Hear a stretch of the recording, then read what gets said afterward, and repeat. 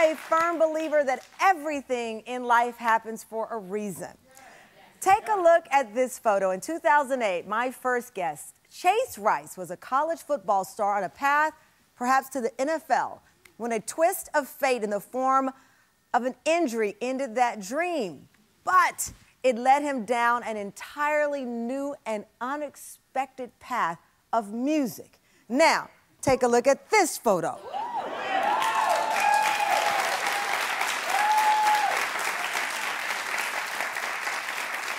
As people like to say, won't he do it? 15 years later, Chase has transformed himself into a multi-platinum country music superstar with 2 #1 singles, over 2 million albums sold, 2 billion streams, and a legion of some of the most devoted fans around the world. The North Carolina native is getting rave reviews for his 4th studio album.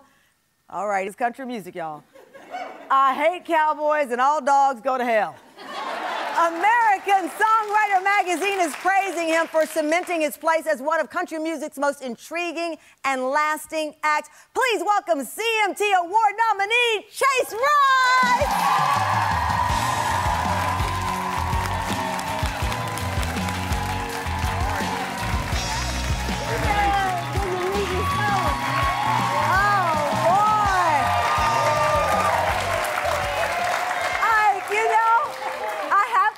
I get goosebumps when I look at that picture of you in college, and then you're on that stage, that light, looking like from heaven, shining down on you. The twist of fate that is life. It's something, isn't it? Yeah, it was pretty upsetting. You know, football was what I was doing. That's what I loved. Yeah. That gets taken away from you, and then a year later, I lose my dad, and he's on the cover now. You know, I got to mention this cover. This is your dad, Daniel, and Pops. It's so touching for many reasons. You had this photo, and you said you didn't want to use it until you created something that was worthy of his face being on the album. Mm-hmm. Yeah, and I mean, I don't know.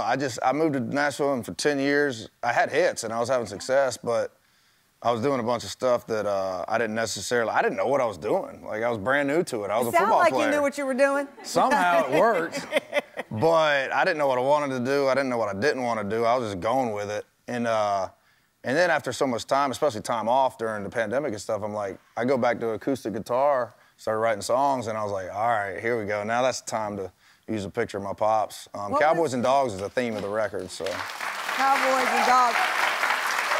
So, I love this picture.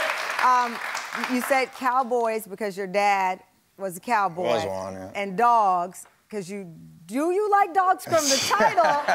From the title of this album, friend, it doesn't sound like you like dogs. No. I have a dog now because of this album, and there's a song on it called, there he is.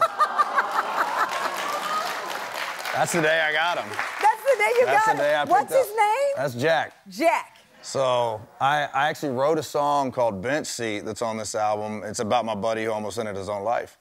Yeah. And he didn't because of his dog came up and put his head right on his lap right when he was about to do it. So I wrote that song, and I was like, I know I'm gonna have 3 different dogs in this video because I had the video in my mind the day I wrote it. I'm like, I'm getting, the puppy's gonna be my dog then. You've had more lives than cats. You were a NASCAR pit crew member. You were a contestant on Survivor in Nicaragua, which I always have a hard time saying. Dang, I look young there. Look at you! Oh my God, I mean, it's like we're all these Hail Marys looking for the right thing, to use a football reference. No, if it was a Hail Mary, I would drop it because I played defense. I couldn't catch. But no, football was just, I loved it. Yeah. NASCAR was because it fell into my lap. And then I did that, but the whole time I was doing that, I was miserable. Like, I just wanted to write songs. And on top of that, I just lost my career. I just lost my dad. Like, why wouldn't I be depressed? I didn't even know I was depressed, and I was.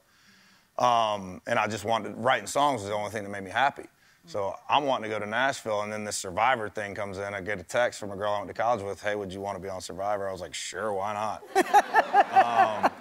I didn't never watch the show, and I was honestly terrible. I don't know how I got second. You talked about your friend and also your own journey, because, you know, the nature of country music is to go there, right? It's heartbreak, it's hope, it's everything.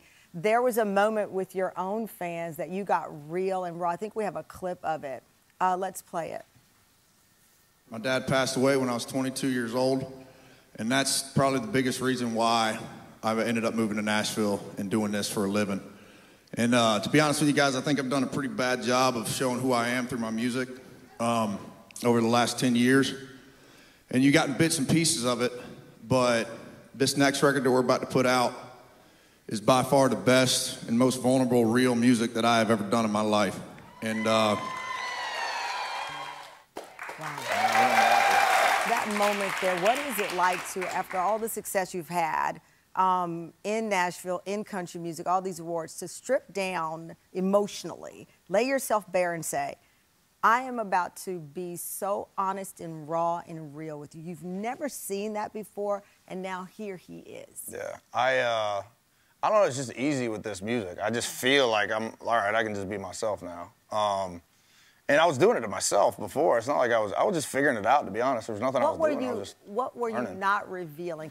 I wasn't showing the loss. I wasn't showing the heartbreak, the vulnerability part of it. And that's, doesn't matter if it's country or any genre. I mean, that's, when people do that, people get to see who that artist is, and that's all anybody wants, I think. Now you're getting ready, the music is done, you're in the studio, and it's about to be sent out, well, to the masses. Mm-hmm. What is that like for you? It's like your diary. Yeah, it's this album, for real, I was a little nervous to put it out. I knew I was gonna. I don't know, I wouldn't even say nervous. It's more like, damn, here we go. Like we're about to show all this, especially for Bench Seat. But I knew it was going to be accepted well. I knew people, and I knew the quality was good because it wasn't.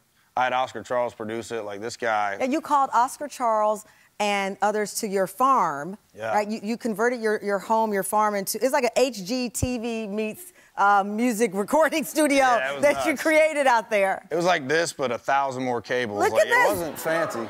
That's like we're recording in my bedroom. Wow. Yeah, it was different, but I knew the quality was there. I knew the songs were there.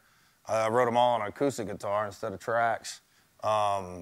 And yeah, I knew it was better. You just hope people don't think you're lying. That looks like, really cool hanging out. I mean, was this day and night y'all hanging out in there? Oh, yeah, we'd work from 10 a.m. till about 3, 4 in the morning sometimes. Wow. I know you have a very special performance coming up. Before we go to our break, though, I got to give a shout out to your mom. Oh, yeah. And that Garth Brooks moment for you, this full circle moment. You've said she's been there by your side for everything, including when you're there with your idol, Garth. Yeah, so my first concert was Garth in 90. There he is. There he is. Yeah, it was 1997 was my first concert that I ever saw, period. Both my brothers were right next to me. And then I was in Detroit at Ford Field, and I looked out, and I'm up there just like, dang, there's a lot of people. And not to mention I'm over for Garth Brooks, and then I look out and my whole, there you go. Yeah. Yes. Over there to my left, that was my fan. I look out and I see my niece Addie and my nephew Danny holding up signs. It was like, and my mom was there. There's a picture of her crying. It was a special day. Well, you know what? Your music is beautiful. Your story is even better. Congratulations on everything.